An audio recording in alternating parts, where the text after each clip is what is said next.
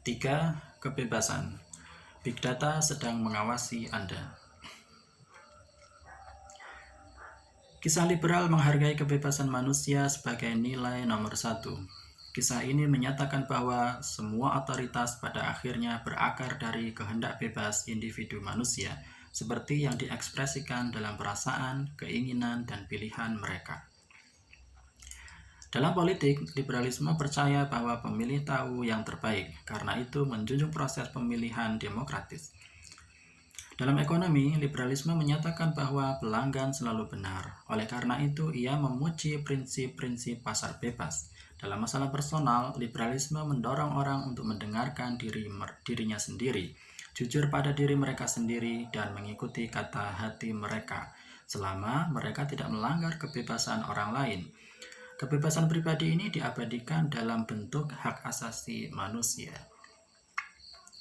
Dalam wacana politik barat, istilah liberal kadang-kadang digunakan saat ini dalam arti partisan yang jauh lebih sempit untuk menunjuk mereka yang mendukung kasus khusus seperti pernikahan gay, kontrol senjata, dan aborsi.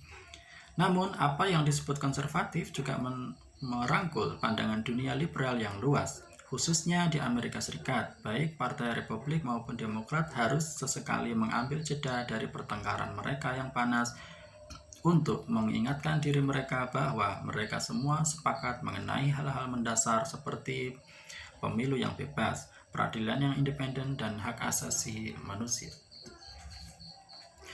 Secara khusus, penting untuk diingat bahwa pahlawan sayap kanan seperti Ronald Reagan dan Margaret Thatcher adalah para juara hebat tidak hanya dari kebebasan ekonomi tetapi juga kebebasan individu. Dalam sebuah wawancara terkenal pada 1987, Thatcher mengatakan bahwa tidak ada yang namanya masyarakat, yang ada hanya sebuah permadani hidup pria dan wanita. Dan kualitas hidup kita akan tergantung pada seberapa banyak kita siap untuk bertanggung jawab atas diri kita sendiri. Pewaris Thatcher di Partai Konservatif sepenuhnya setuju dengan Partai Buruh bahwa otoritas politik berasal dari perasaan, pilihan, dan kehendak bebas setiap pemilih individu. Jadi, ketika Inggris perlu memutuskan apakah harus meninggalkan Uni Eropa, Perdana Menteri David Cameron tidak meminta restu pada Ratu Elizabeth II, Uskup Agung Canterbury atau Oxford dan Cambridge untuk menyelesaikan masalah ini. Dia bahkan tidak bertanya kepada anggota parlemen. Sebaliknya, dia mengadakan referendum di mana setiap warga Inggris ditanya, apa yang Anda rasakan tentang hal itu? Anda mungkin keberatan bahwa orang ditanya apa yang Anda pikirkan, alih-alih apa yang Anda rasakan.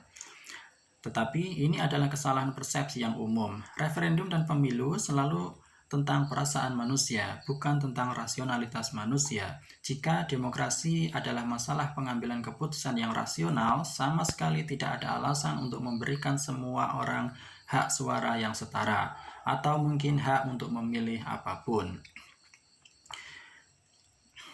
Ada banyak bukti bahwa beberapa orang jauh lebih berpengetahuan dan rasional daripada yang lain. Tentu saja ketika datang ke masalah ekonomi dan politik tertentu. Setelah referendum Brexit, ahli biologi terkemuka Richard Dawkins memprotes bahwa sebagian besar publik Inggris termasuk dirinya seharusnya tidak pernah diminta untuk memilih dalam referendum, karena mereka tidak memiliki latar belakang yang diperlukan di bidang ekonomi dan ilmu politik. Sebaliknya, kalian juga menyerukan jejak pendapat nasional untuk memutuskan apakah Einstein mendapat hak aljabarnya atau membiarkan para penumpang memilih landasan pacu mana yang harus dilalui pilot. Namun, untuk lebih baik atau lebih buruk, pemilu dan referendum bukan tentang apa yang kita pikirkan, mereka tentang apa yang kita rasakan. Dan ketika menyangkut perasaan, Einstein dan Dawkins tidak lebih baik dari orang lain. Demokrasi mengasumsikan bahwa Perasaan manusia mencerminkan kehendak bebas yang misterius dan mendalam, bahwa kehendak bebas ini adalah sumber otoritas tertinggi, dan bahwa meskipun beberapa orang lebih cerdas daripada yang lain, semua manusia sama-sama bebas. Seperti Einstein dan Dawkins, seorang pembantu yang buta huruf juga memiliki kehendak bebas.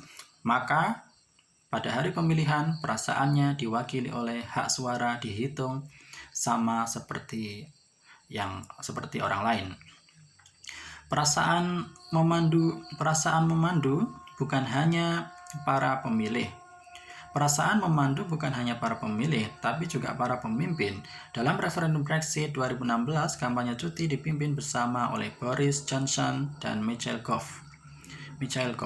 Setelah David Cameron mengundurkan diri, Gove pada awalnya mendukung Johnson untuk jabatan perdana.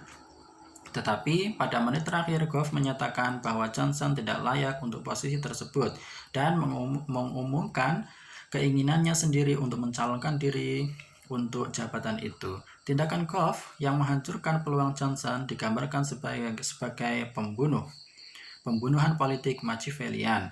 Tetapi Gove membela tingkah lakunya dengan menarik perasaannya dan menjelaskan bahwa di setiap langkah dalam kehidupan politik saya telah mengajukan satu pertanyaan kepada diri saya sendiri. Apa hal yang benar untuk dilakukan? Apa yang dilakukan hati Anda? Itu sebabnya menurut Gove, ia telah berjuang sangat keras untuk Brexit.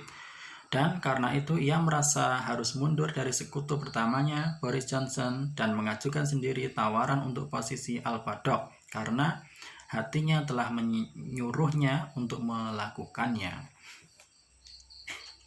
Ketergantungan pada hati ini mungkin terbukti menjadi titik lemah demokrasi liberal. Ketika seseorang, entah di Beijing atau San Francisco, mendapatkan kemampuan teknologi untuk meretas dan memanipulasi hati manusia, politik demokratis akan bermutasi menjadi pertunjukan boneka emosional.